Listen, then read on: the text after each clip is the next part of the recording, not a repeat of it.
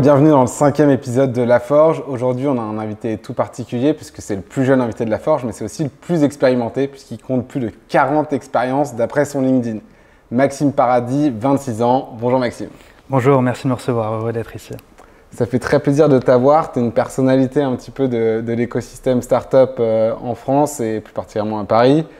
Du coup, on est hyper curieux d'en savoir plus sur ton parcours et surtout que tu nous donnes un petit peu les clés de cet écosystème startup et les clés du prisme de l'investisseur qui nous intéresse particulièrement chez Colbert.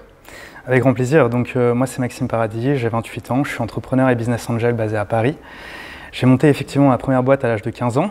Cette boîte-là, c'était en fait une association d'événementiel qui m'a permis de gagner assez d'argent pour convaincre une banque de me payer des études en école de commerce.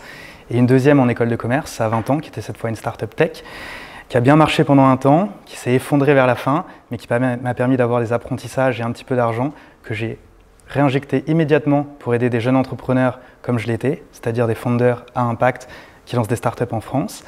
Donc je l'ai fait de 3 manières depuis la vente de ma boîte, en allant m'occuper de startups dans un programme d'accélération à Station F, programme pépite du School Lab pour les étudiants entrepreneurs. Je l'ai fait en business angel, donc c'est-à-dire en investisseur particulier qui investissait dans les projets. Et je le fais maintenant avec mon nouveau projet qui est J-Ventures, qui est en fait le premier fonds d'investissement dédié aux étudiants et jeunes diplômés entrepreneurs en France, où on essaie de les soutenir sur leur phase d'amorçage en investissant et en leur apportant tout le support nécessaire pour bien se développer au démarrage. Ok, hyper intéressant. Donc à la fois business angel, LP aussi je crois. Oui, j'ai fait quelques tickets dans 2-3 fonds, effectivement, dont celui d'Euraseo avec LP, HEC. ça veut dire qu'il investit dans des fonds d'investissement et en plus de ça, donc, il a son propre fonds d'investissement qui s'appelle J-Ventures, donc quelqu'un qui a un prisme total sur l'écosystème et ça va particulièrement nous intéresser sur la partie investissement. Avant d'aborder, rentrer dans le vif du sujet et de parler de cet écosystème, moi j'avoue que j'étais un peu curieux de ton parcours et j'ai vu que tu étais donc expert pour la Commission européenne. Absolument. Tu es associé d'un programme du World Economic Forum, et tu es prof à HEC. Et en parallèle de tout ce qu'on s'est dit, comment on se retrouve à faire tout ça? Absolument. Je pense que j'ai un intérêt macro et micro. Et j'aurais du mal à faire seulement un aspect. Je pense que si on entreprend, ou voire même si on investit dans les startups, il faut avoir cette volonté de changer le monde au sens large. Et en fait, j'avais envie d'avoir cette vision justement un peu holistique. Donc de la même manière que je suis passé par un peu les aspects entrepreneurs, investisseurs, LP, accompagnateurs, j'avais envie de voir un peu tous les aspects, notamment réglementaires et macro, qui en fait déterminent aussi l'écosystème dans lequel vont évoluer les entrepreneurs. Et dans ce cadre-là, effectivement, j'ai rejoint le programme de la Commission européenne en tant qu'expert. Donc c'est un programme qui s'appelle Horizon Europe, qui en fait va permettre d'évaluer les nouvelles technologies qui émergent en Europe. Donc on est je crois quelques centaines d'experts à travers toute l'Europe qui vont être sollicités au cas par cas pour évaluer les technologies, les business models et donner notre avis pour débloquer des financements publics européens sur ces jeunes pousses. Après, effectivement, donc ça, je le faisais assez intensivement dans le passé. Je le fais un peu moins intensivement aujourd'hui, c'est vrai, puisque J-Ventures me prend quand même beaucoup de temps. Mais ça continue.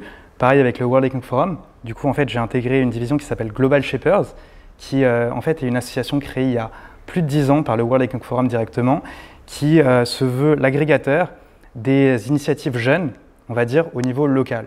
Donc, c'est-à-dire que vous allez avoir, je crois que c'est dans 200 pays aujourd'hui, des hubs, on appelle ça, de jeunes de moins de 32 ans qui vont s'impliquer pour avoir un impact positif sur leur communauté au niveau local et au niveau mondial en ayant un impact en donnant du jus de cerveau, si tu veux, pour faire améliorer les législations, les réglementations, et au niveau local, en développant des projets d'aide aux personnes dans le besoin ou de start-upers qui auraient besoin.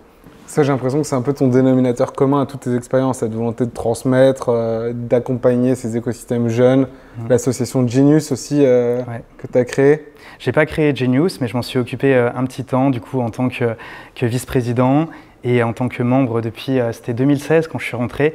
Et c'est vrai qu'on avait cette vocation à l'époque de vouloir aider tous les jeunes entrepreneurs à apprendre à lancer une boîte, à mieux pitcher et à se rencontrer aussi intercursus, puisque c'était un gros enjeu de casser un peu les gens qui étaient en école de commerce, qui se voyaient qu'entre gens d'école de commerce, ingénieurs, designers, pour pouvoir créer des projets assez rapidement, puisque on le voit, aux US, la plupart des grandes entreprises ont été créées par des jeunes diplômés ou des drop-out.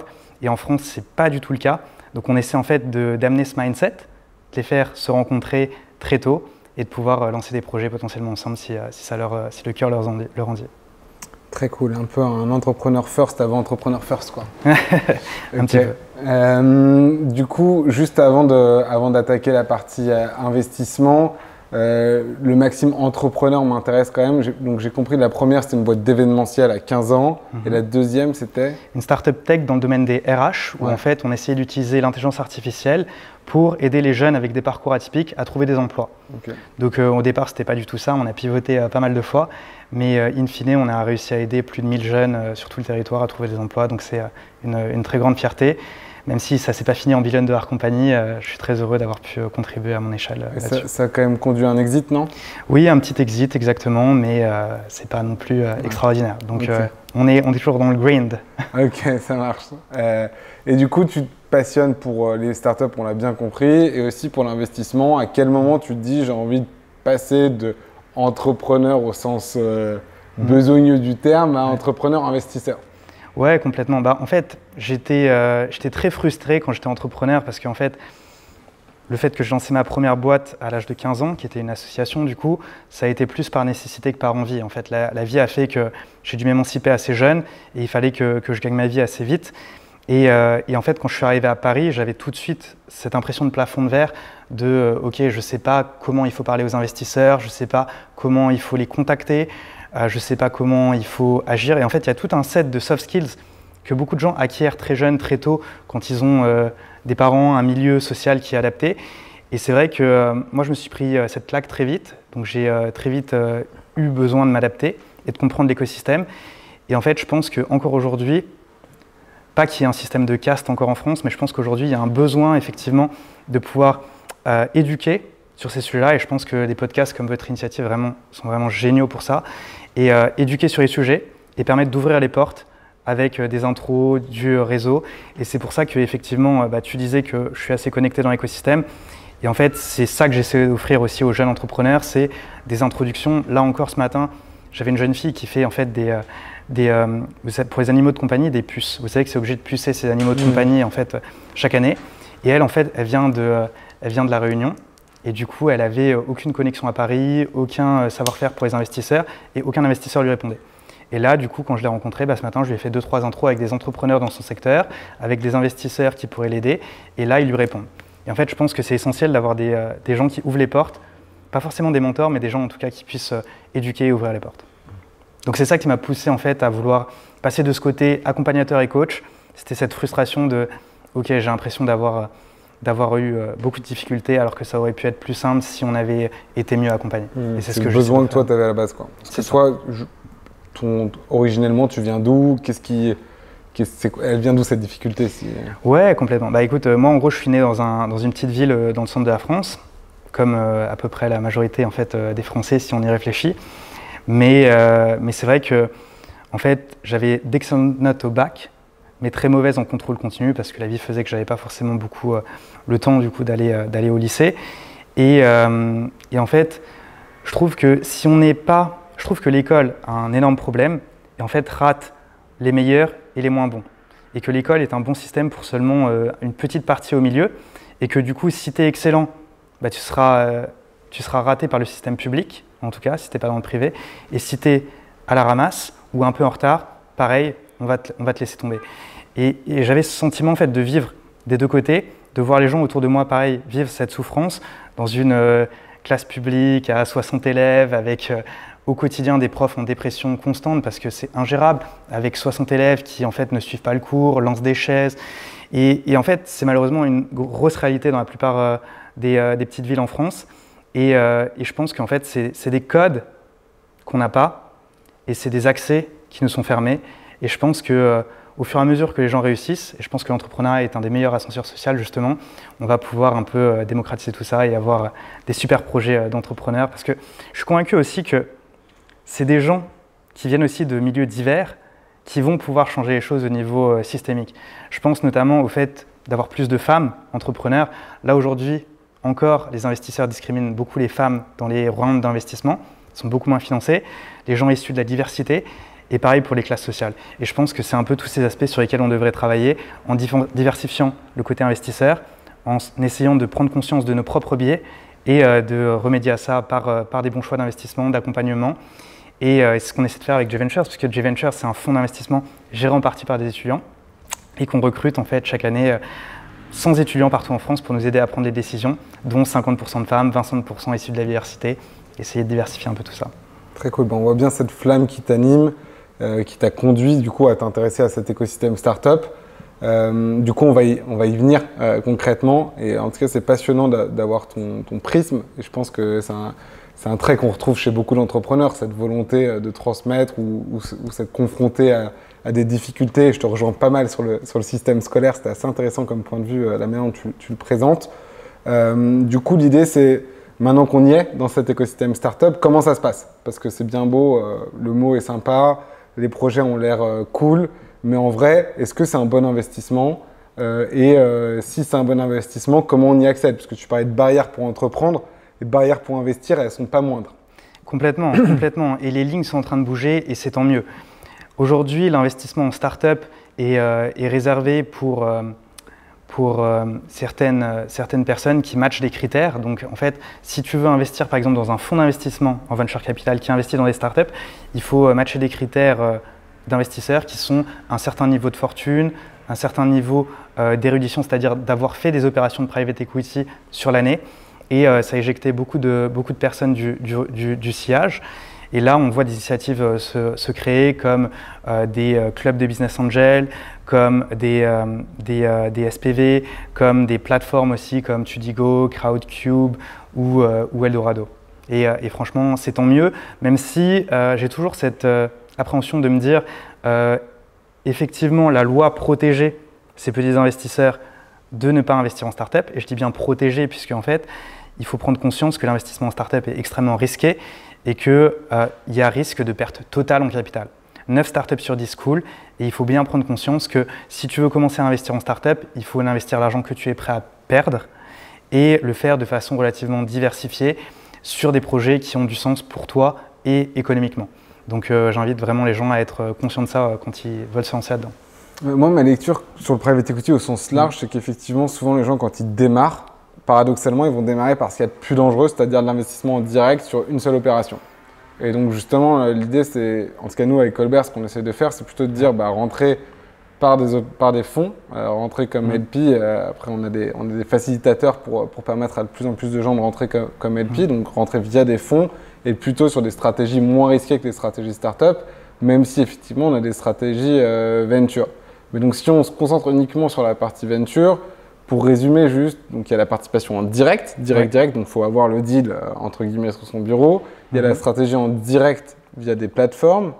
Il y a, quels sont les autres Je dirais qu'il y a plusieurs moyens d'investir en startup. Effectivement, vous pouvez investir en direct dans des startups en tant que business angel ou angel investor, c'est-à-dire qui investit son propre argent dans les startups, donc c'est-à-dire donner de l'argent contre une part du capital de la startup, dans l'espoir que la startup monte en valeur dans le temps et qu'on revende sous quelques années.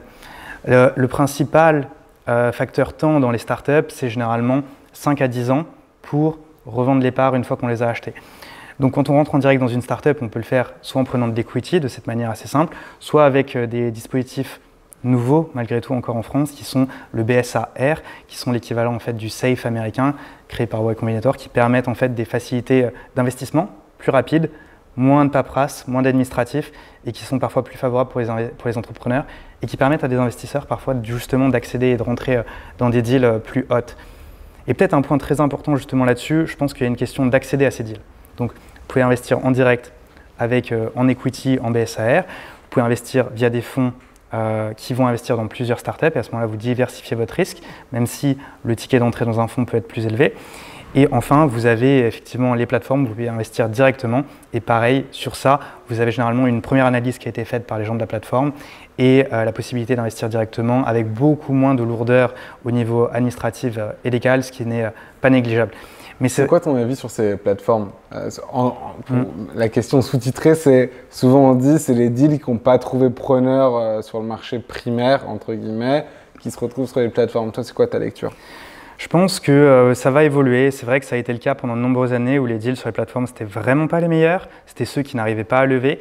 Mais c'est en train d'évoluer. On voit des deals maintenant qui sont assez sympas sur les plateformes. Et il y a un truc quand même aussi très notable, c'est que, encore une fois, le système pour rentrer dans le système de financement VC, le premier step, c'est généralement parler à un analyste. Un analyste, c'est un stagiaire qui a fait une top tier école de business ou d'ingénieur qui va juger le dossier. Et donc généralement, si vous venez pas de ce milieu-là, c'est cet analyste qui vous juge, vous pouvez être discriminé et à ce moment-là, vous sortez du circuit classique. Et en fait, c'est vrai que pour des founders plus divers, les plateformes peuvent être une bonne solution, sachant qu'il y a de plus en plus, et c'est génial, d'individus qui veulent investir en start-up sur des petits montants, et tant mieux, donc ils ne se mettent pas à risque avec toutes leurs économies. Par contre, ils veulent rentrer sur des startups qui ont du sens pour eux. Et je pense que ça peut être une révolution pour des startups qui n'avaient pas leur chance auparavant et des investisseurs qui ne pouvaient pas rentrer auparavant. Même si effectivement, malgré tout, startup tech, comme on voit aux États-Unis, reste quand même beaucoup off-market.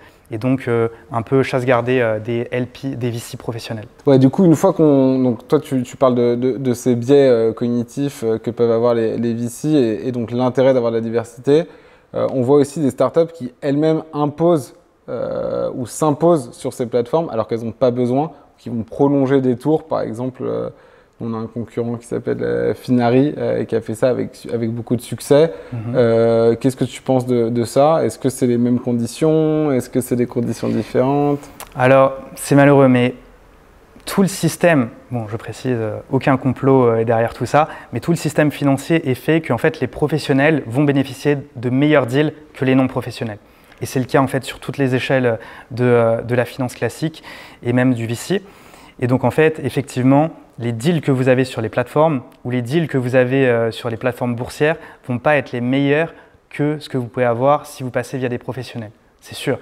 On voit malheureusement ça sur beaucoup d'IPO, d'introduction en bourse dans les boîtes tech, qui dès qu'ils rentrent en bourse, s'effondrent parce qu'on les a fait passer par des SPAC et que les investisseurs primaires professionnels prennent justement leur belle marge et la prennent sur la hype que les particuliers vont ensuite déclencher en arrivant sur les marchés. Donc ça reste important de s'entourer de professionnels, ne serait-ce que légaux et éventuellement professionnels de l'investissement, effectivement, ne serait-ce qu'au démarrage pour bien comprendre comment ça fonctionne. C'est d'ailleurs pour ça qu'on voit beaucoup en fait, de business angels qui démarrent par rejoindre des clubs de business angels pour partager les best practices. C'est ce que j'ai fait auparavant et c'est là où j'ai appris aussi beaucoup puisque je reste assez humble, j'ai 28 ans, je suis rentré à la vente de notre société, du coup je suis rentré dans pas mal de clubs d'investissement auxquels j'ai pu apprendre un peu les rouages aussi de ce métier. Et j'invite tout le monde à s'entourer absolument d'un avocat, rejoindre éventuellement des clubs de business angels experts, voire d'investir dans des fonds effectivement qui peuvent leur apporter à la fois les bonnes opportunités et aussi de l'éducation et des bonnes pratiques à faire. Un exemple concret, nous, on a un réseau de 400 business angels autour de J-Ventures à qui on fournit des deals qui sont justement off-market, qui sont en dehors des plateformes et ils peuvent échanger entre eux à propos de ces opérations pour décider si oui ou non ils veulent rentrer. Et ils décident de façon indépendante. Donc il n'y a pas besoin d'un accord de la majorité pour rentrer. S'il veut rentrer, il rentre. S'il ne veut pas rentrer, il ne rentre pas. Et nous, dans tous les cas, avec notre fonds, on décide. Et donc en fait, c'est un peu ce système qu'on essaie de promouvoir entre les deux, entre la plateforme, entre le fonds, où on a un fonds d'investissement qu'on gère indépendamment et on envoie nos recommandations de startups dans lesquelles on investit nous-mêmes à des investisseurs particuliers qui vont pouvoir voir nos analyses concrètes et échanger avec d'autres investisseurs sur ces opportunités. Donc tu dirais pour quelqu'un qui veut démarrer comme business angel, absolument s'entourer, donc on l'a compris, de professionnels sur la partie opérationnelle, donc avocats, etc., mais aussi s'entourer d'un club ou c'est une bonne façon de démarrer?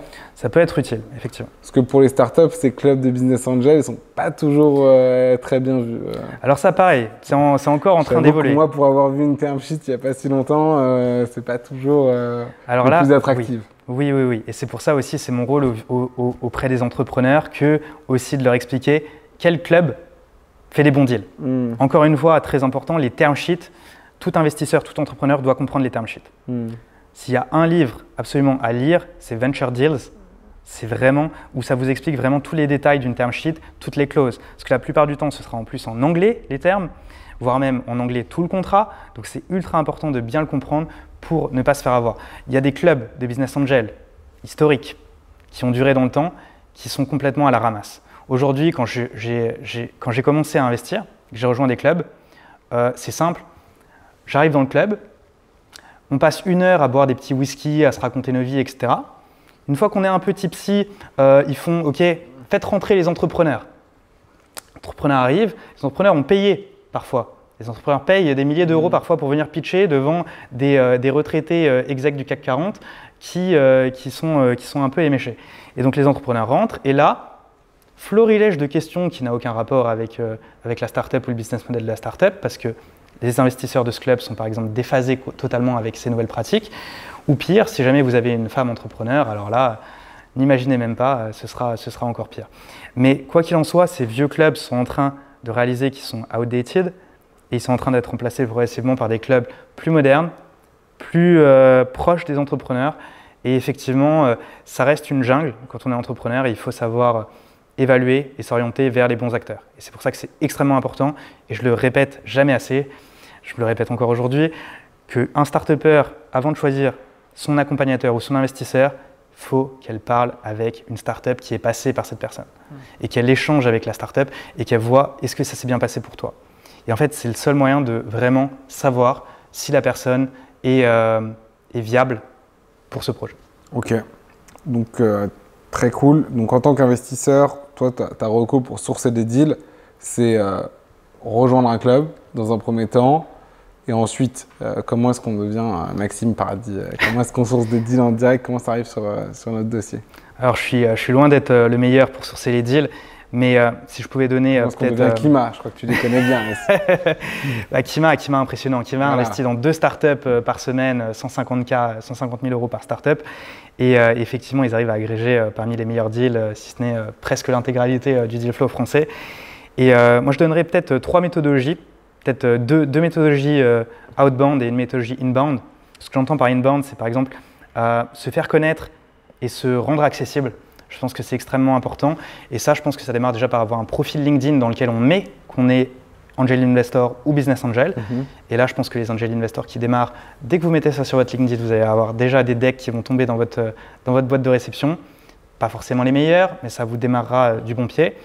Je pense que c'est important aussi d'aller aux événements networking et de rentrer. Effectivement, comme tu le disais, c'est un écosystème et c'est important en fait d'être présent et d'échanger. Donc se faire voir, mais aussi se faire voir en étant utile. Donc c'est-à-dire quand vous allez à des événements de networking où vous rencontrez des gens, de toujours être utile pour les autres et d'essayer d'apporter des introductions ou de la valeur ou des choses que vous avez apprises. Typiquement, moi dès que je rencontre quelqu'un, comme par exemple du coup la fondatrice dont je parlais avant, qui fait les puces pour animaux de compagnie, direct, je ne peux pas terminer ce call sans que je lui ai fait une intro. Et en fait, c'est comme ça que vous allez pouvoir vraiment intégrer l'écosystème. Et finalement, c'est un système assez bienveillant et positif, puisqu'en fait, ça va vite faire émerger les gens qui donnent. C'est la valeur principale d'ailleurs de notre fonds Give First. Et ça va vite éjecter ceux qui sont là juste pour prendre, puisqu'en fait, l'écosystème finalement s'autorégule quand même assez rapidement sur ces jeux-là.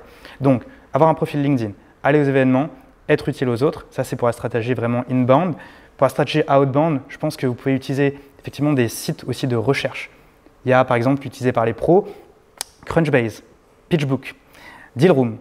Et ça en fait, c'est typiquement des plateformes où vous pouvez aller voir des startups qui se créent, aller comprendre des tendances et lire des études. On essaie de produire des études nous-mêmes, mais clairement, aller voir les 3 références que je viens de donner, ça vous permettra de mieux voir sur les tendances.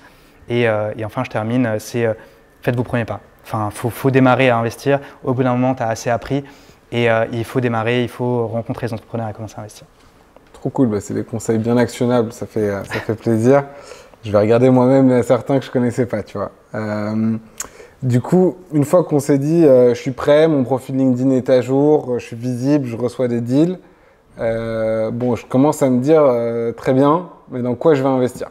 Donc, souvent, quand on démarre Business Angel, on est plutôt, corrige-moi si je me trompe, mais sur du early stage, voire du very early stage. Ouais. Comment on évalue une boîte qui a parfois juste des statuts déposés ou qui a un bout de produit, bref, et pourtant on voit des valos à plusieurs millions d'euros. Comment c'est possible? Comment on évalue ces boîtes-là? C'est quoi les critères à retenir? Alors complètement. D'ailleurs, le critère numéro 1 pour les professionnels comme pour les particuliers, c'est l'équipe.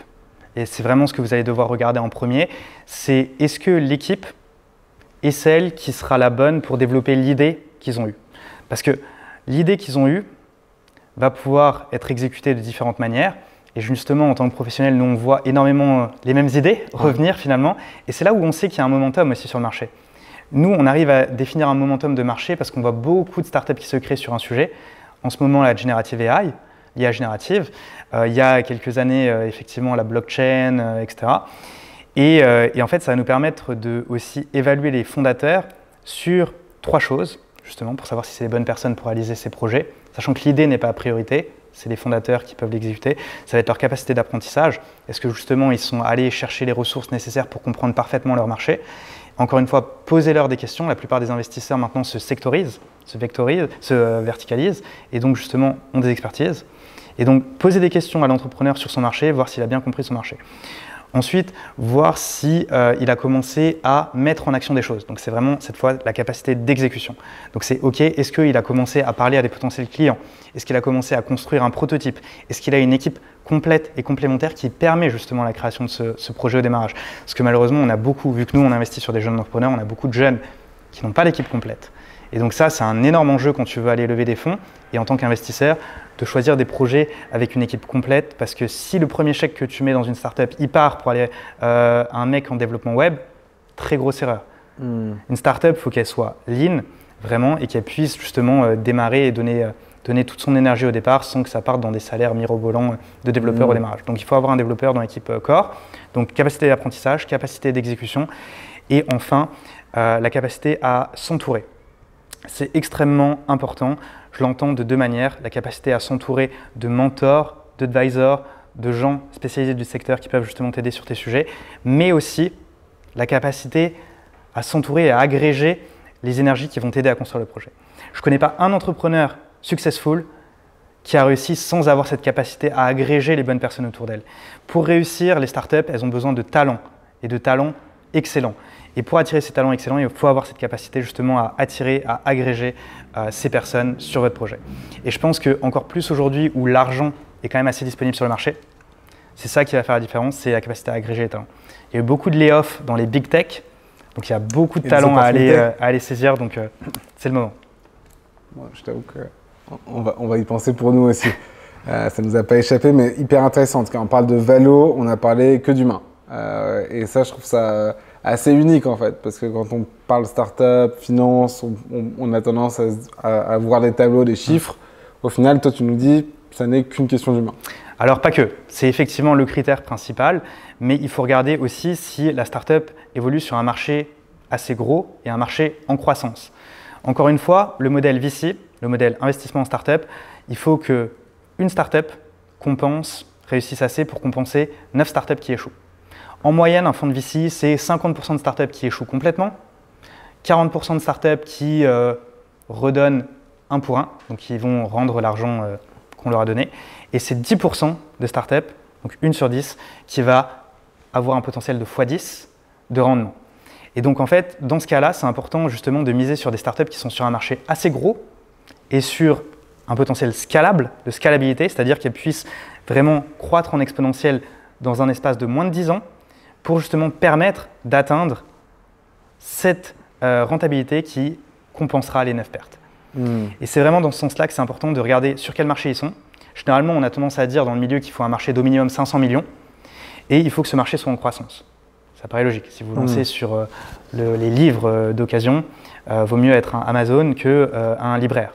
Donc c'est un sujet et c'est pour ça que la plupart des startups tech vont avoir besoin de faire des levées de fonds VC, mais les startups non tech ou non scalables vont potentiellement pouvoir accéder à d'autres types de financement parce qu'encore une fois, le financement en startup n'est pas obligatoire et quand vous investissez dans des startups, il faut bien comprendre sur quoi vous investissez et donc la taille de marché, est-ce que le marché est en croissance et essayer de vous donner effectivement une idée des valorisations actuelles. Donc c'est malheureux, mais le marché des startups, c'est un marché de bulles qui part petit, grandit exponentiellement, puis explose. Et ça, depuis la création des startups. Comme beaucoup de marchés pour le coup. Exactement. Et donc c'est important, là on arrive en plus juste après l'explosion. Donc sans vouloir prêcher pour ma paroisse, c'est le meilleur moment pour investir. Warren Buffett le dit tout le temps, c'est les crises qui vous rendent riche, c'est dans les crises qu'il faut investir, c'est quand les autres ont peur que vous devez investir. Et justement cette période est excellente puisqu'on repart du coup sur un nouveau cycle. Et ça va être le moment où justement les valorisations sont très basses en ce moment. Et justement, il va y avoir des opportunités à saisir maintenant, puisque les valos vont augmenter de plus en plus. Et donc les tours suivants de financement qui vous permettront de revendre vos parts le feront à des tours normalement de valorisation beaucoup plus hauts, ce qui n'est pas le cas d'ailleurs en ce moment, puisque du coup en ce moment on fait beaucoup de bridge, c'est-à-dire on fait beaucoup de downturn, on va faire des financements de start-up à des valorisations inférieures parfois aux tours qu'elles ont fait auparavant. Exactement. Ok, cool. Donc équipe, marché, c'est tout? Équipe, marché et produit. Et je vais terminer avec là, parce qu'après on peut rajouter 100 000 critères, hein, mais du coup, l'essentiel. Effectivement, le produit. Nous, typiquement, il y a une startup qu'on a vue avant tout le monde, qui s'appelle BeReal, qui est passée…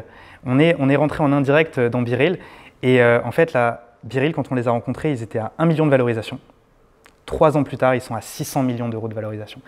Et ça, c'était deux petits jeunes qui sortaient de l'école 42, qui, pareil, n'étaient pas dans les cursus classiques pour les VC, et en fait, qui ont tout explosé derrière pour une raison, c'est parce qu'en fait, ils étaient extrêmement bons sur l'exécution, sur le produit. Et franchement, la première fois que j'ai vu leur produit, je me suis dit, mais j'ai aucune utilité de ce produit. Je ne l'utiliserai jamais. Par contre, la rapidité à laquelle ils ont construit le truc, leur capacité à agréger des gens à utiliser le produit m'a vraiment épaté. Et en fait, je me suis dit, s'ils arrivent à faire marcher ça, je me dis, ils vont pivoter, ils vont faire tout ça. Et au final, ils ont réussi à le faire marcher autant qu'on le sait aujourd'hui. Bravo, parce que une viralité aussi rapide, c'est assez impressionnant. Très cool. Donc, est-ce qu'on a quand même des KPIs qu'on regarde ou pas du tout? Alors, les KPIs, effectivement, on va dire que passer la série A, à partir de la série A, ça peut faire du sens effectivement de regarder les KPIs. Encore une fois, les KPIs, ça peut tout et rien dire. Moi, je vous invite à regarder quand même s'il y a beaucoup de gens qui attendent le produit. Avant d'avoir des metrics et des KPIs concrètes sur un projet, regardez s'il y a beaucoup de gens qui pourraient utiliser ce produit et qui le veulent et qui l'attendent avec impatience. Et c'est ça qui va faire la différence. Pareil, s'il y a quelques utilisateurs au départ, regardez si ces utilisateurs sont vraiment obsédés par le projet, obsédés par le produit. Et en fait, il vaut mieux avoir 100 ultra fans que 1000 clients qui, au final, peuvent vous remplacer du jour au lendemain. Et en fait, c'est ça qu'on a tendance à regarder quand il n'y a pas assez de metrics, quand c'est vraiment au démarrage. C'est OK, est-ce que les gens qui utilisent le produit sont vraiment fans? Est-ce qu'il y a assez de gens qui veulent absolument le produit pour en faire un truc qui va être un succès? Et enfin, est-ce qu'ils arrivent à atteindre au fur et à mesure les milestones qui se fixent? Et c'est pour ça que c'est toujours bien d'échanger avec les startups avant même qu'elles aient besoin de lever des fonds. Et c'est ce qu'on essaie de faire justement en étant présent dans plus de 50 campus aujourd'hui avec J-Ventures pour être vraiment auprès d'eux avant même qu'ils lancent leur boîte et qu'on réussisse à voir leur milestone au fur et à mesure. Ça, c'est assez génial. Petite parenthèse sur J-Ventures, j'ai vu ça. Donc en fait, vous utilisez des techniques de gros fonds d'investissement qui sont les techniques de scout. Donc est-ce que tu veux nous raconter un peu comment ça fonctionne et comment vous le faites? Complètement. Alors, on a chaque année 100 étudiants qu'on recrute. C'est pour sourcer d'ailleurs, excuse-moi. Exactement, pour sourcer, pour trouver les meilleures startups, pour trouver les meilleures innovations. Et en fait, on va aller les chercher dans les universités là où ils sont. On en prend 2 maximum par université. Donc on en a évidemment 2 à HEC, 2 à Polytechnique, 2 à Centrale. Mais on en a aussi en région et dans des universités. Et en fait, ils vont être chargés. Déjà, ils sont bénévoles. On les forme. Ils ont accès à une formation gratuite de notre part qui est fournie par des partenaires de fonds de VC top tier français. Donc c'est-à-dire qu'on va avoir Briga, Newfound, Euraseo, Partech et des partenaires qui vont venir leur apprendre comment investir en startup, comment évaluer une startup. Et ces 100 étudiants, après, vont détecter les innovations, les technologies, les startups dans les labos, dans les universités, dans les écoles, et vont permettre de les remonter rapidement, nous proposer une analyse, et avec l'accord de notre board, on va décider ou non de les suivre. Donc on est vraiment un fonds par les jeunes, pour les jeunes. Donc ça utilise le système de scout des gros fonds, mais on reste par les jeunes, pour les jeunes, et c'est pour ça qu'on finance autant de projets Gen Z, justement, que certains partenaires plus âgés se sentent pas à l'aise d'investir aujourd'hui. Ok, très cool. Et juste parenthèse, mais on peut investir nous dans J-Ventures? Alors absolument, donc je n'invite personne à investir puisque je rappelle que c'est illégal de faire de l'appel public à l'épargne, mais effectivement J-Ventures lève de façon régulière des tranches sur son fonds.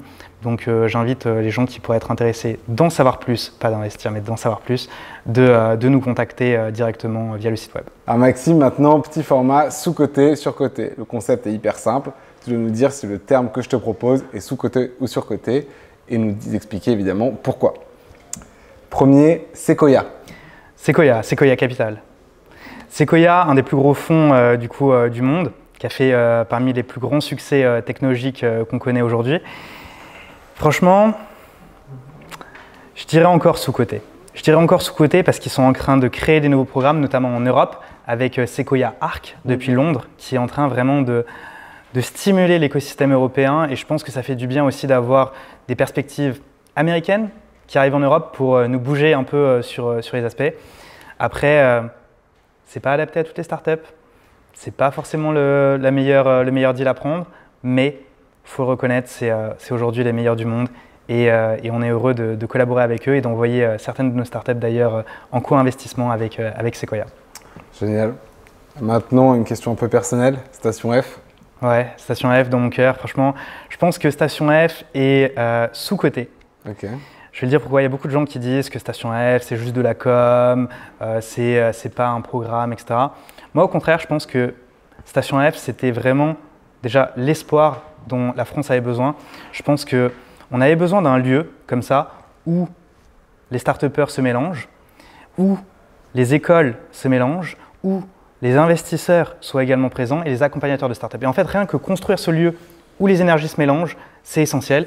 Et je dis sous-coté parce que je pense qu'il y a encore beaucoup de choses qui vont être créées par Station F, des nouveaux programmes, des nouvelles idées. C'est de plus en plus international et franchement, j'ai de belles choses, beaux espoirs en tout cas dans l'avenir en tout cas de Station F. Joli message. J'aime bien y aller, mais j'aime pas trop y travailler moi personnellement. Mais le lieu est sympa. ChatGPT. ChatGPT sous-coté. Je pense sous-coté, mais à la fois positif et négatif. Je pense qu'on ne se rend pas compte des dangers que va pouvoir amener cette intelligence artificielle. Et je pense que c'est grandement sous-coté dans le sens où les shifts vont être majeurs. Ça va disrupter des industries entières. Ça va faire perdre des emplois par centaines de milliers. Ça va changer des façons de faire dramatiquement. Et je pense qu'on ne se rend pas bien compte de toutes les externalités négatives qui vont être créées. Et je pense que ça va être tout un enjeu de à la fois faire grandir la science avec ChatGPT et les nouvelles versions et faire grandir aussi la sagesse. Parce qu'en fait, je faisais un peu de philo à l'époque, mais toute science sans sagesse, ça amène au pire. Toute science sans sagesse n'est que ruine de l'âme. Et je pense qu'il faut absolument faire ces deux piliers. Donc ChatGPT sous-coté parce qu'il va encore changer beaucoup de choses dans nos vies. Et il va falloir équilibrer. C'est assez extraordinaire. En tout cas, tu l'utilises toi? Beaucoup, tous les jours. Ouais. Maintenant, on va te laisser le choix pour la dernière, soit les levées de fonds en général ou la sérendipité. Bah écoute, je pense que les deux sont sous-cotés. Je pense que la levée de fonds n'est pas faite pour tout le monde, mais on a tendance, surtout quand on voit les jeunes entrepreneurs qu'on accompagne, qui ont peur en fait d'aller voir ces investisseurs. C'est pas des grands méchants loups. Là, j'ai mis une veste, une chemise, mais habituellement, je suis en t-shirt et en basket et très abordable. Et je pense qu'on se fait des montagnes parfois de la levée de fonds pour au final peu de choses. Et je pense que si vous avez les bonnes clés, les bons coachings, vous pouvez facilement avoir des levées de fonds, mais encore une fois, c'est pas fait pour tout le monde. Et sérendipité, je pense que ouais, pareil que ce que j'ai dit pour Station F qui mélange les énergies. J'ai toujours pas bien compris ce que c'était. Je t'ai écouté en parler pendant 8 minutes, j'ai pas tout compris. Bah ouais, c'est un terme en fait anglo-saxon de base, serendipity, qui vraiment se veut créer la façon de provoquer sa chance, de créer sa propre chance en osant en fait. Aussi simple que ça, c'est-à-dire oser aller en dehors de votre zone de confort, oser aller à des événements start-up et ne pas rester dans votre chambre le soir à l'université et aller rencontrer des investisseurs, des entrepreneurs, etc. C'est oser aller parler à votre voisin, franchement parler à votre voisin de classe. Et en fait, c'est en multipliant ces rencontres et en osant aller vers la rencontre qu'on va créer en fait des opportunités, des synergies. Et en fait, il n'y a que ça qui fait avancer le monde. C'est plus on se parle, plus on échange, plus on rencontre, plus on progresse tous ensemble. Donc voilà le sens très court, parce que j'ai fait effectivement un talk de 20 minutes dessus, mais voilà le sens de la sérendipité, c'est aller à la rencontre. On vous mettra le lien en commentaire, c'est assez intéressant. J'avais plus compris que j'ai bien voulu le dire, mais je trouve ça top, j'y souscris à 100%, et finalement c'est le test à l'échelle de la personne en fait. C'est ça. Enfin, c'est ce qu'on pousse au niveau startup à l'échelle de la personne. Donc là, on se parlait tout à l'heure des critères, des différents modes d'accès. Moi, ce qui m'intéresse, c'est comment ça vaut une startup en fait, early stage. Donc, d'ailleurs, peut-être important quand même, on l'a mentionné sans trop le définir, les différentes étapes de maturité d'une startup, les différents tours de financement. Peut-être que tu peux y revenir et ensuite nous dire peut-être plus spécifiquement sur les tours sur lesquels tu interviens, combien ça vaut en général et combien une startup se dilue. Absolument, très important. C'est d'ailleurs le premier module dans les cours que je donne, c'est effectivement avoir cette vue un peu globale. Donc effectivement, au départ, quand la startup se crée, on va passer dans une phase déjà de bootstrapping. Donc bootstrapping, c'est-à-dire faire tout ce que vous pouvez avec l'argent de poche que vous avez sur vous. Ensuite, vous pouvez aller voir votre famille, vos amis ou des gens assez fous pour vous suivre sur simplement l'idée et donc récupérer un peu d'argent à ce moment-là. On appelle ça les FFF, Family, Friends and Fools, qui sont prêts à vous soutenir à ce moment-là. Ensuite, donc c'est des individus. Ensuite, vous pouvez aller voir les business angels ou angel investors en anglais, qui seront prêts à justement vous soutenir au démarrage, contre de l'equity ou une promesse d'equity plus tard. Ensuite, vous pouvez aller voir les professionnels, donc à partir du pré-seed, seed, série A. Et enfin, après, ça continue série B, série C, jusqu'à M&A, donc c'est-à-dire les merger and acquisition, c'est-à-dire en fait une grosse boîte qui va racheter votre entreprise ou une grosse boîte qui va investir dans votre entreprise pour enfin arriver à l'IPO, l'introduction en bourse, où là, à ce moment-là, c'est le public, c'est-à-dire n'importe qui va pouvoir investir dans votre projet via un outil boursier. Donc voilà un petit peu toutes les phases par lesquelles passe une startup. Nous, on intervient sur les phases de l'idée, donc on peut investir avec la famille, jusqu'au stade série A. Vous faites partie des fools. On peut faire partie des fools, ouais, mais parfois on est vraiment surpris. Franchement, okay. Ça vaut le coup d'être audacieux, en tout cas sur les startups. Mais toujours, si il y a l'ambition et le potentiel nécessaire sur une startup, ça vaut le coup d'y aller. Parce que, encore une fois, on est sur une power law, donc il faut vraiment miser sur les plus ambitieux d'entre eux. C'est vraiment ça le game aussi, startup et VC, qui encore une fois n'est pas fait pour tout le monde. Et nous, on essaie vraiment en fait de les soutenir à ce moment-là. On a investi entre 50 et 250 000 euros dans le projet, pour toujours moins de 10% de la boîte. Donc on essaie de rester fair avec les founders, ce qui n'est pas toujours le cas avec aussi d'autres typologies d'investisseurs. Donc on essaie pareil d'éduquer sur qu'est-ce qui est fair, pas fair, qu'est-ce qui est honnête, pas honnête. Et après, en fait, nous, l'idée, c'est qu'on revende nos parts à un investisseur plus loin. Et c'est pour ça qu'on a des bons contacts avec la plupart des investisseurs qui vont pouvoir justement… Est-ce que vous sortez dès quel tour? Nous, on peut sortir à partir de la série A si on est rentré vraiment au niveau de la famille. Et on peut sortir jusqu'à la série C, voire plus loin, si jamais on reste plus longtemps. Sachant que notre fonds, on est un fonds fermé, officiel, français, qui a une durée de vie de 10 ans. Donc à la fin des 10 ans de période, on est obligé de rendre l'argent à nos investisseurs, donc de sortir des boîtes dans lesquelles on investit. Bon, maintenant, cas pratique, pour se projeter. Oui. Je suis étudiant à Polytechnique, j'ai un associé à HEC et un autre à Epitech qui s'est codé. J'ai une super équipe. Magnifique. Je me lance sur un très gros marché, l'IA, et dans les RH que tu connais, plus spécifiquement. Donc j'ai tout qui coche, j'ai un bout de produit, je peux te faire une démo. Voilà, je suis là, je suis un beau deck, je suis à Station F, tout y est. Combien je vaux? C'est encore une fois, c'est au doigt mouillé. Ouais. Et ça évolue très rapidement. Mais aujourd'hui, à l'instant T, les deals qu'on voit, c'est si tu lèves à ce moment-là, vaut mieux lever sur une valo entre 1 et 5, entre 1 et 5 millions. Ok. Et je dis ça, c'est très important aussi de comprendre que l'investissement, c'est aussi un game local. Et que les valorisations doivent être extrêmement différentes sur un projet qui est basé en France que sur un projet qui est basé aux US. Et c'est pour ça qu'on a parlé de Sequoia tout à l'heure. Nous, on envoie d'ailleurs aussi pas mal de startups qu'on coach à Y Combinator, à Sequoia, et qui donc vont recevoir des investissements américains.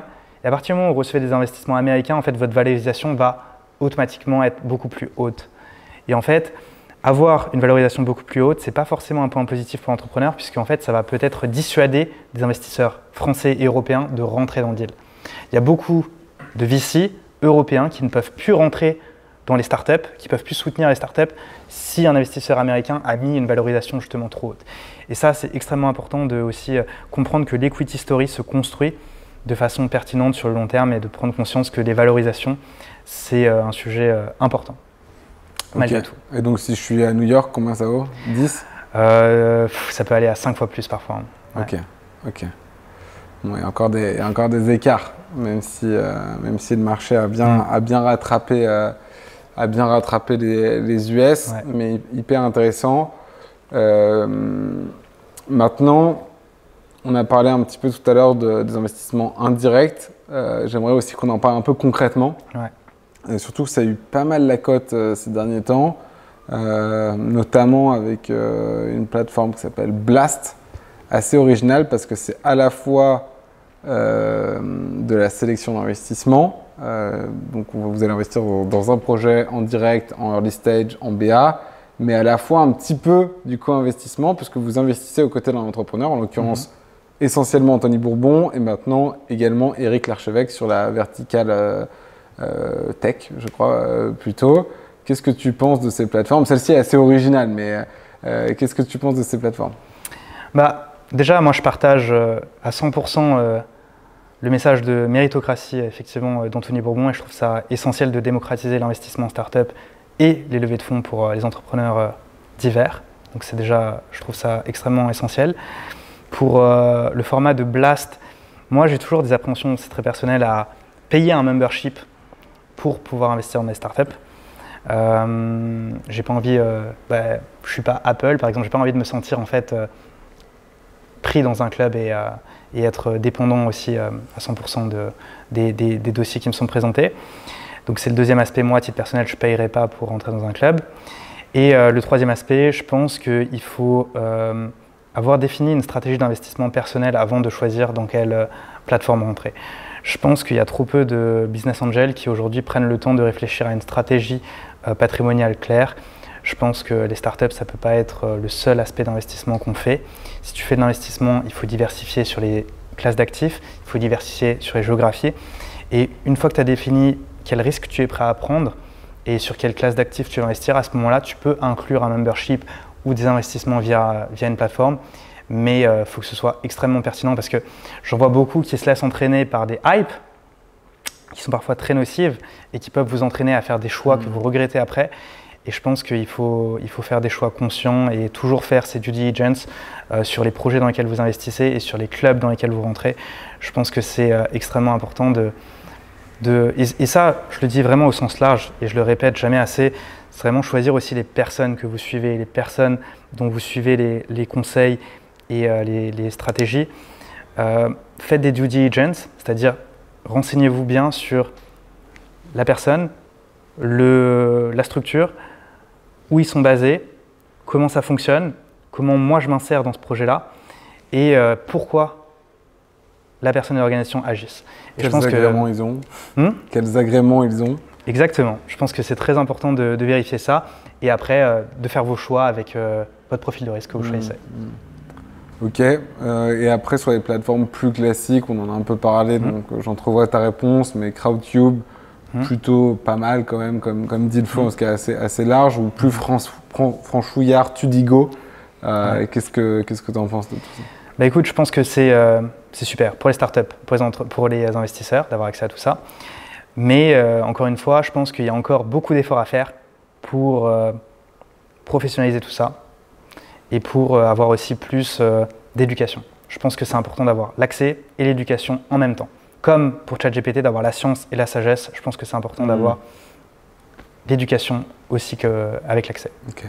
Et en parlant d'éducation, je pense que ça fait bien la transition avec Caption, parce que pour le coup, c'est quelque chose de beaucoup plus spécifique, même si ça se présente un peu de la même façon si on regarde rapidement, puisqu'on achète cette fois-ci sur le marché secondaire. Tu peux nous expliquer un peu en quoi ça consiste? Extraordinaire. Franchement, on en avait bien besoin. C'est typiquement, vous êtes entrepreneur ou vous êtes employé d'une start-up, la start-up a bien marché et vous voulez revendre les parts que vous avez eues de cette entreprise, vous ne pouvez pas le faire sauf événement de liquidité. C'est-à-dire sauf si un investisseur professionnel rentre, sauf si votre boîte se fait acquérir. Et donc là, les plateformes de secondaire permettent à ces employés de start-up ou à ces entrepreneurs de revendre une partie de leur part pour récupérer un peu de liquidité, récupérer un peu de cash et repartir faire d'autres projets. Donc ça, c'est l'avantage vraiment côté entrepreneur et salarié.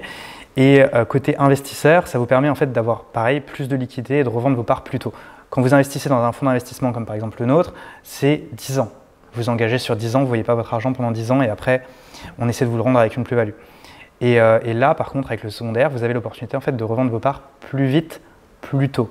Ce n'est pas une garantie, ça n'arrive pas toujours comme ça. Vous avez encore une fois la possibilité de perdre entièrement votre capital avec ça, mais ça permet d'apporter une liquidité à un marché qui ne l'était pas. Et c'est essentiel pour permettre justement d'avoir un mouvement de flux de capitaux et de flux humains justement dans les startups pour que ça bouge. Un des gros avantages de la Silicon Valley, certes le droit du travail est bien moins sécurisant, mais les capitaux et les individus circulent extrêmement vite, ce qui permet en fait de pouvoir relancer vite de nouveaux projets, financer de nouveaux projets, et je pense que c'est extrêmement bénéfique, notamment pour les investisseurs qui nous regardent, de pouvoir investir un petit peu en secondaire, puisque vous avez beaucoup plus de liquidité et de visibilité. Okay. Normalement. Et alors, au niveau de la plateforme et des frais et des valos, est-ce que alors là, oui, tout un sujet. Donc vous allez avoir des frais sur la plupart des plateformes. Donc les plateformes de secondaire n'y font pas exception. Vous allez avoir des frais. Mais encore une fois, ils vous les mettent souvent en petite ligne ou ce n'est pas annoncé dès le départ. Sachez prendre un conseil juridique pour bien les voir. Si je peux donner des benchmarks de marché, notamment pour les fonds d'investissement, il y a un benchmark très établi que la plupart des fonds utilisent. Si vous voyez des fonds de venture capital utiliser autre chose, parlons-en. Okay. C'est vraiment 20% de carried interest, 2% de management fees. Donc vous allez voir, en fait, management fees, c'est-à-dire on prend 2% chaque année de l'argent sous gestion qui servent à payer les salaires, à payer les employés, à payer le fonctionnement du fonds, et 20% de carried, c'est-à-dire si on fait x10 de votre argent, on va garder 20% pour l'équipe de gestion. Et donc en fait, le fait d'avoir ce carried interest, ça permet en fait d'aligner les intérêts des gérants du fonds avec les investisseurs. Ce qui fait qu'en fait, les VC ne sont pas riches, ils ne le seront jamais, s'ils ne performent pas bien avec leur fonds. Contrairement à du PE ou à des fonds plus gros, le VC n'est jamais riche, sauf s'il performe extrêmement bien. Ouais, le carried s'applique quand même au PE au sens large. Hein. Exactement. C'est assez sain. Et c'est extrêmement sain effectivement d'aligner les intérêts, tout comme c'est extrêmement sain de donner effectivement des parts aux salariés qui peuvent après revendre sur le secondaire en accord avec les fondateurs. Ok. Bon, on va se renseigner un petit peu sur ces marchés de secondaire. Nous, on aime bien ça aussi sur des stratégies de private equity plus matures. Pour ceux que ça intéresse, on sera ravis d'en discuter. Sur l'intermédiation classique, en fait, donc via les fonds, tu en parlais tout à l'heure, tu as mentionné à plusieurs reprises des tickets importants. Nous, on le voit sur le private equity au sens large. On a une offre pour les investisseurs non professionnels, c'est-à-dire inférieure à 100 000 euros, qui est très faible. Est-ce que toi, tu as une perception différente? Est-ce que tu vois des fonds plus accessibles, d'une grande qualité? Il y a de plus en plus de fonds accessibles. Il y a des fonds aussi, des mélanges entre… donc là, c'est assez beau à voir, puisqu'en fait, il y a plein de nouveaux modèles qui sortent. Je vais vous faire un petit panaché des modèles qu'on a vus. Il y a des modèles SCR, Société à Capital Risque, qui permettent en fait d'investir dans un fonds et d'avoir des droits de vote sur les investissements que le fonds fait. Donc en fait, c'est comme une grande coopérative et vous pouvez prendre des décisions avec les gestionnaires du fonds et normalement, c'est les conditions fixées, mais généralement, c'est la majorité du coup qui décide dans quel projet investir. Ça peut être vachement intéressant justement pour bénéficier de différentes prises de vue, différents regards. À ce titre-là, j'ai d'ailleurs investi dans Super Capital qui fonctionne de cette manière-là et c'est assez plaisant de pouvoir échanger avec 150 entrepreneurs. Donc tu votes ? Investisseurs, absolument. Okay. On vote activement. On vote activement, mais après si vous ne voulez pas voter, vous ne votez pas. Mais c'est toujours très sympa. Donc ça c'est pour le modèle des SCR où tu peux voter, tu peux contribuer comme une collaborative. Tu as un modèle de Rolling Fund qui a émergé des US, qui n'est pas encore totalement arrivé en France, mais et donc vous perdez l'effet de défiscalisation que vous avez, parce qu'en fait investir sur des startups ou sur des fonds d'investissement français vous offre des avantages fiscaux qui sont non négligeables. Et donc vous avez effectivement des fonds type Rolling Fund qui sont seulement aux US aujourd'hui, qui vous permettent en fait d'avoir normalement plus de liquidité, c'est-à-dire que tous les 3 mois, vous investissez un montant dans le fonds et vous pourrez sortir après un engagement normalement beaucoup moins important qu'un fonds classique. C'est-à-dire vous pouvez sortir normalement au bout de 3 ans, 4 ans. Ils sont evergreen, ils sont ouverts en permanence, c'est ça? Exactement. Ouais. Exactement. Donc ça marche assez bien, donc ça roll over, les rolling funds, un peu comme un fonds effectivement evergreen. Et vous avez enfin les syndicates. Donc ça, vous pouvez rejoindre des plateformes. Donc il y avait AngelList, très connu aux États-Unis. En France, vous avez Angel Square, vous avez Roundtable, vous avez Vauban aussi au UK qui commence à se développer. Et ça vous permet en fait de rejoindre un investisseur particulier et de pouvoir bénéficier de son deal flow, son expertise, ses analyses et potentiellement investir avec lui des tickets au cas par cas. Parfois, il y a un membership à payer, parfois il n'y en a pas, mais ça vous permet d'accéder à ça. Donc c'est encore une fois un type de syndicat dans lequel vous pouvez investir. Et les fonds plus classiques comme le nôtre où effectivement là on est régulé, on est officiel et on est fermé. Donc là on s'engage sur une période de 10 ans avec des fees clairs et clean et après les 10 ans on fait les comptes. Et parmi tes exemples émergents aux US, il y en a déjà des modèles en France auxquels on peut souscrire? Alors, sur les syndicats, ce qui est assez quand même récent finalement, puisqu'on avait des clubs de BA, maintenant on a des syndicats avec des plateformes. Vous avez effectivement Roundtable, que je trouve assez sympa. Vous avez Vauban, qui marche pas mal depuis les UK et le Luxembourg. Auquel on peut accéder depuis la France. Exactement. Et encore une fois, ça dépend vraiment de votre situation aussi fiscale, parce qu'on a des avantages. Et là, en ce moment, d'ailleurs, on est en train de travailler très intensivement sur le rapport de Paul Midi, sur le sujet de justement développer davantage d'incentives, d'incitations pour les investisseurs à financer des startups en amorçage. Notamment au UK, il y a un système qui s'appelle SEIS, qui fonctionne extrêmement bien, qui permet justement d'avoir une grosse exonération sur ces investissements, presque comme si vous investissez dans une association. Et ça, on est en train de bosser activement avec plusieurs organisations justement du secteur pour essayer de toujours favoriser l'investissement. Parce qu'encore une fois, faire tourner l'argent sur des boîtes qui se créent, c'est les emplois du futur, c'est les produits du futur. Et il faut qu'on puisse faire aller l'argent, rediriger l'argent vers ces sociétés qui se créent, plutôt que sur essentiellement des multinationales en bourse. Ok, très clair.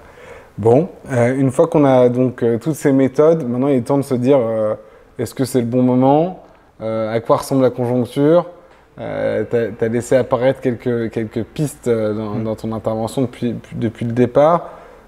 Si je prends moi quelques chiffres que je me suis notés, la France, 2022, plus 17% d'investissement versus 2021, mais déjà moins 50% sur le premier trimestre en collecte. Et ça suit une tendance qu'on avait observée déjà aux US l'année dernière, avec une baisse de 35% sur l'année. Je redonne juste les montants pour que les gens se fassent une idée. 235 milliards aux US l'année dernière, donc malgré la baisse de 35%. Et en France, on était autour des 13 milliards, je crois, 13 milliards 5, c'est ça? Donc voilà, des niveaux qui restent importants, évidemment très loin de ceux des US. Mais surtout un repli qui a l'air de se dessiner. Donc tu avais l'air de dire que c'était déjà la crise et qu'on était déjà au moment des opportunités. Comment tu réagis à tout ça? Complètement. Je pense que, comme beaucoup de choses, il faut le prendre dans son contexte. Aujourd'hui, on a effectivement une inflation qui est hallucinante. On a des taux d'intérêt encore qui remontent et qui ont encore prévu de remonter sur les temps proches.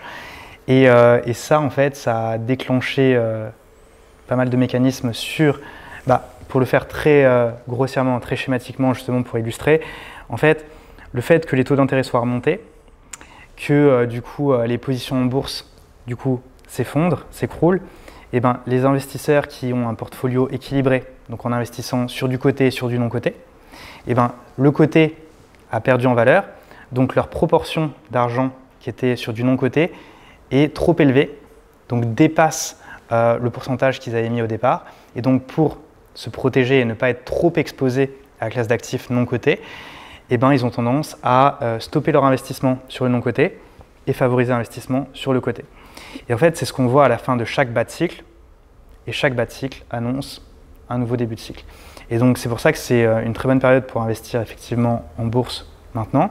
Je ne pense pas qu'on ait atteint le plancher encore, mais je pense que c'est très important de potentiellement faire un petit DCF, un petit investissement justement progressif dans le temps pendant la chute, et pas juste essayer de miser au doigt mouillé quand sera vraiment le plancher. Et pour le non-coté, je pense que c'est important de commencer à réinvestir maintenant dans le non-coté. Il reste encore malgré tout beaucoup d'argent justement qui n'a pas été investi. Donc il y a beaucoup de fonds d'investissement qui pendant la crise se sont retenus d'investir parce que du coup tout s'effondrait.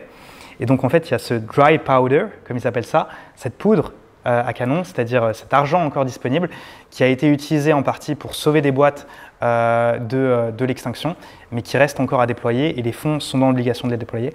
Donc deux choses. Un, les fonds qui ont encore d'argent ont encore à le déployer et plus que ce qu'on pense.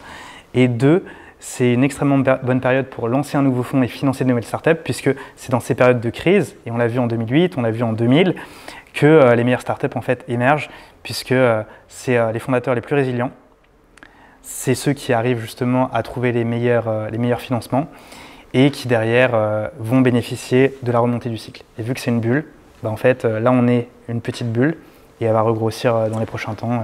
Donc c'est un très bon moment, je pense. Ok, assez clair, mais si je peux me permettre de challenger un petit peu là-dessus, c'est un peu contradictoire, je trouve. C'est-à-dire que je pense que le constat macro, on le fait. On a parlé d'obligations dans ce podcast, on a parlé de private equity. C'est un constat macro qu'on pose et qui nous va bien. Sauf que la réalité, en fait, que ce soit sur le non-côté, le venture ou sur d'autres classes d'actifs, c'est qu'effectivement, il y a beaucoup de dry powder, il y a beaucoup de cash encore disponible.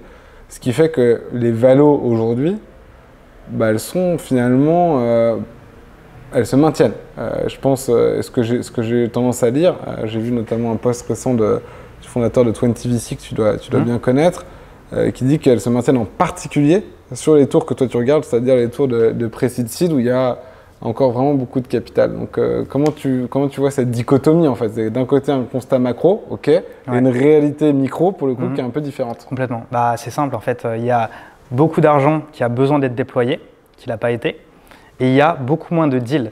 Donc en fait, il y a beaucoup moins de founders qui osent se lancer dans les périodes de crise, si ce n'est les plus courageux. Et donc en fait, vous avez très peu de très bons deals pour encore beaucoup d'argent à dispo. Et donc en fait, du coup, les valos ont tendance malgré tout à se maintenir pour l'instant.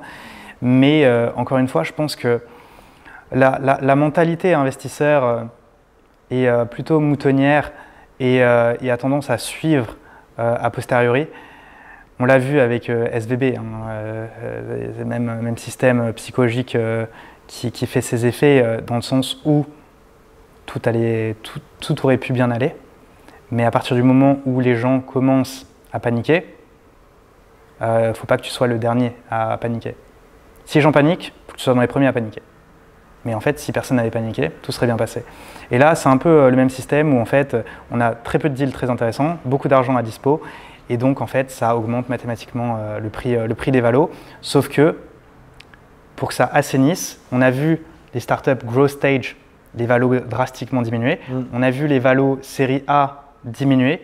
Et il est temps que les valos effectivement seed, pré-seed diminuent pour Encore une fois, c'est contre-intuitif. Bah oui, de toute façon, c'est toujours ça. Hein, l'entrepreneuriat et l'investissement, ça va se jouer sur des réalités contre-intuitives. Non, je veux dire, dans ce non-côté, tu as toujours ce truc où le moins risqué est finalement le plus liquide, probablement, et donc le plus volatile. Exactement. Mais ok, assez intéressant. Est-ce que du coup ta grille d'analyse elle évolue dans cette nouvelle conjoncture? Comment tu vas regarder, à tout point de vue, c'est-à-dire en termes de valo, en termes de typologie de boîte que tu vas chercher, en termes de secteur? Ouais, complètement. En termes de renta? Absolument. Nous, on part sur des valos, on fait des tickets entre 50 et 250 000 et on prend toujours moins de 10% de la boîte. Donc on cale nos valos comme ça. Pareil, Kima va donner des chèques de 150 000 sur à peu près les mêmes valos. Et en gros, c'est le meilleur moyen de déterminer une valo en très early stage, c'est justement de le faire en fonction de l'argent qu'ils reçoivent plutôt qu'en fonction de tout ça. Donc on peut dire les multiples, on peut regarder justement l'état du marché, les startups dans le secteur, mais la réalité, vaut mieux le faire par rapport justement à l'argent qu'on met pour ne pas trop diluer non plus le fondateur et lui donner assez d'argent pour atteindre le step qui permettra de lever la levée suivante. Petit point juste par rapport à ça. Quand on met de l'argent en investisseur en early stage, on veut lui donner assez d'argent pour que grâce à ça, il réussisse à atteindre la levée suivante. Parce que malheureusement, quand tu prends de l'argent VC ou investisseur, tu te lances dans une course où tu vas être très certainement obligé de relever prochainement, puisque la rentabilité d'une startup va arriver beaucoup plus tard, puisque tu as généralement beaucoup plus de R&D et que tu mises sur un produit qui sera scalable une fois qu'il sera prêt. Et donc c'est pour ça que c'est nous, notre enjeu, c'est justement d'abord combien d'argent il a besoin pour atteindre les métriques qu'il lui faut pour la levée de fonds suivante. Et c'est comme ça qu'on cale vraiment l'argent qu'on leur donne. Et c'est grâce à l'argent qu'on leur donne qu'on cale la valo. Nous, c'est comme ça qu'on fonctionne. Après, sur les critères, on a évolué puisqu'on va quand même chercher des boîtes qui ont un chemin de rentabilité plus visible qu'auparavant. Donc, on va quand même chercher des boîtes qui, à terme, seront profitables. Parce qu'encore une fois, nous, on sort sous 10 ans. Il faut que la boîte devienne profitable avant 10 ans. Encore une fois, c'est quand même un game de patience et quand on investit en VC, il faut être patient. Mais il ne faut pas que ça dépasse les 10 ans et c'est pour ça que justement, les fonds Evergreen ou les fonds justement publics sont extrêmement utiles pour financer des technologies de rupture qui mettent beaucoup plus que 10 ans à se développer. Donc on est sur des technologies qui mettent 10 ans à se développer avant de pouvoir scaler, voire un peu moins. Et juste le critère très important que je souhaite mentionner, qui est bien arrivé quand même depuis les dernières années, c'est vraiment quand même les critères ESG et impact, qui sont quand même vraiment essentiels et qu'aucun VC nommé aujourd'hui, très clairement, la plupart des grands VC ont des agréments, donc vont se transformer en article 8, article 9 selon la SFDR, qui te permettent justement d'être réellement impact, dans le sens où tu fais des reports et tu regardes concrètement si les projets que tu finances ont un sens environnemental, social et ont une bonne gouvernance. Et je pense que ça, justement, c'était le balbutiement il y a quelques années. On arrive à un système qui, justement, se professionnalise, s'équilibre et permet justement de financer la transition écologique, de réparer justement des problèmes d'injustice sociale et de financer justement des projets qui ont plus de sens, à la fois économiquement, en allant chercher des chemins de profitabilité et en ayant aussi du sens écologique et du sens social pour justement construire l'avenir et pas juste parier dessus. Cool, très intéressant et ça fait plaisir d'entendre ce genre de message. On sent dans le social que c'est vraiment ce qui t'anime et tu le portes bien et c'est hyper cool d'avoir des gens comme toi qui font en sorte que les entrepreneurs finalement et les aspirants entrepreneurs aient les outils pour y arriver, parce que je pense effectivement que la diversité est clé et quand on voit ceux qui réussissent, il y a beaucoup plus de mixité finalement chez les entrepreneurs que chez les patrons du CAC 40 par exemple. C'est ça, je trouve ça assez fascinant. Sachant que je me permets juste de citer aussi des études et quelques chiffres, notamment BlackRock, qui a sorti une fabuleuse étude justement sur l'impact de la diversité dans le retour sur investissement, et que en fait, plus tu as une équipe diversifiée d'investissement, plus tu vas avoir de rendement positif. Pareil, autre étude toujours de BlackRock qui dit que l'impact, si tu investis dans des boîtes à impact, tu vas avoir plus de rendement et plus de rentabilité. Et ça, en fait, c'est dû au fait que, changement de paradigme, on investit sur des boîtes qui ont du sens. Et si tout le monde change, système un peu aussi moutonnier, mais la vague est là et il faut la prendre et tant mieux, on est parti sur des projets à impact qui ont du sens. Trop cool. Merci d'avoir partagé tout ça avec nous. Dernier format pour conclure, on va demander à Maxime qui a l'air de s'intéresser à beaucoup de choses. 4 conseils. Un conseil podcast, un conseil lecture, un conseil film et un conseil série. Tout un programme. Excellent. Là, si tu peux nous expliquer un petit peu pourquoi chaque, ça serait top. Donc, un film. Un film. Ouais. Un film, je pense que ça vaut le coup de regarder. Je dirais, il y a beaucoup de films sur l'entrepreneuriat. Je pense que le film sur le fondateur de. Allez, je vais dire We Crashed. We Crashed, ouais. Avec le fondateur de WeWork. Je pense que c'est essentiel de comprendre que l'écosystème est parfois un peu grandiloquent, un peu bullshit, un peu émancipateur, se veut émancipateur et pour autant a beaucoup de faiblesses et de zones d'ombre. Et je pense que c'est important quand on est start-upper d'avoir l'ambition tout en ayant conscience de ces zones d'ombre pour ne pas justement tomber dans ces aspects parfois nocifs de l'écosystème. We Crashed, une série par contre, je pense. C'est une série. Hein. Autant pour moi. Ouais. Une série, pour le film. J'ai adoré accessoirement. Mais... Pour le film, dans ce cas, le fondateur, je pense, de McDonald's. Okay. Sur Netflix. The Founder, je crois. The Founder, ouais. Exactement. Okay. Je trouve que ça montre vraiment cet aspect de résilience extrêmement nécessaire, qui est la qualité numéro 1 pour moi que je regarde chez un founder. C'est sa capacité à être résilient et qu'on peut passer des années à être dans l'effort, des années à se faire rejeter. Et pour autant, si on a cette résilience et cette passion, ça finit toujours par marcher. Un bon exemple de sérendipité. Et un livre, du coup? Et un livre, je vais peut-être en donner 2. Je voudrais juste donner Venture Deals, que j'ai donné tout à l'heure, parce que c'est pour moi le livre essentiel si on veut se lancer dans l'investissement en start-up ou si on veut comprendre la term sheet avant de démarrer une levée de fonds en tant qu'entrepreneur. Donc vraiment Venture Deals à lire absolument pour comprendre les termes que vous signez. Et en deuxième livre, je pense que moi je lis beaucoup de science-fiction, beaucoup les films aussi de science-fiction, et je pense que c'est important de justement encore une fois de sortir de ce carcan écosystème, VC, startup, qui parfois est trop court-termiste.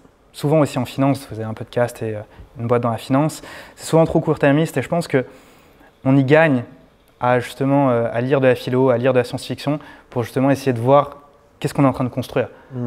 Moi, je vois l'investissement en startup et l'entrepreneuriat comme le fait de construire l'avenir plus que comme faire un pari sur l'avenir. Et je pense qu'à partir du moment où vous êtes dans faire des paris sur l'avenir, vous n'êtes pas en train de le construire.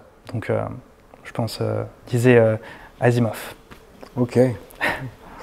Et dernier point, un podcast, à part La Forge, tu as le droit de suggérer La Forge. Hein. Bah, déjà, en numéro 1, La Forge, évidemment. Et en numéro 2, moi j'aime bien les formats de French Doers ou de Génération Do It Yourself, où on prend le temps de vraiment rentrer dans les histoires et que l'entrepreneuriat, c'est pas tout rose et on voit concrètement les étapes par lesquelles les founders sont passés et ce qu'ils se sont dit dans leur tête au moment de passer ces étapes. Très cool. Est-ce que tu as un mot de la fin pour les aspirants investisseurs qui nous regardent, outre le fait évidemment de passer par Colbert pour le faire? Ouais, bah, écoutez, je pense que peut-être 3 conseils rapides. Je pense que éduquez-vous. Donc essayez d'aller chercher des ressources en ligne. Vous avez maintenant des super podcasts comme Colbert, des super outils qui vous permettent de le faire. Donc vraiment, allez chercher les informations en ligne et auprès de gens qui ont cette expérience. Passez à l'action assez vite. Je pense que ça se vaut aussi pour les entrepreneurs. Je pense que si tu passes trop de temps à tergiverser, tu ne le fais jamais. Et je pense qu'au bout d'un moment, il faut juste rentrer dans le jeu, être skin the game. Et c'est comme ça aussi qu'on apprend. Quitte à se tromper, et on fera des erreurs et c'est normal. Et franchement, il faut démarrer comme ça. Et le troisième aspect, c'est vraiment essayer de le faire parce que vous prenez du plaisir et vous le faites avec passion. Franchement, je pense que les entrepreneurs qui ne sont pas passionnés par leur projet les ratent. Je pense que les investisseurs qui n'investissent pas dans des projets qui les passionnent, pareil, ils ratent. Donc essayez justement, et c'est ça la beauté d'être un individu qui investit, c'est de pouvoir justement choisir des sujets passion qui vous tiennent à cœur et de pouvoir aider les gens dans lesquels vous investissez. Donc je dirais, faites les choses avec passion et nous, on sera en tout cas toujours ravis d'aider et de vous rencontrer. Trop bien. Et donc pour ceux qui veulent te suivre, Maxime, où est-ce qu'on peut te retrouver? Alors vous pouvez me retrouver sur tous les réseaux sociaux, mais principalement sur LinkedIn et sur mon mail maxime.paradis@jventures.co. Et puis je vous attends nombreux et on est toujours à l'écoute des entrepreneurs et des investisseurs qui souhaiteraient en savoir plus. Merci beaucoup. À la prochaine. Merci. Merci. C'est très cool. Merci beaucoup.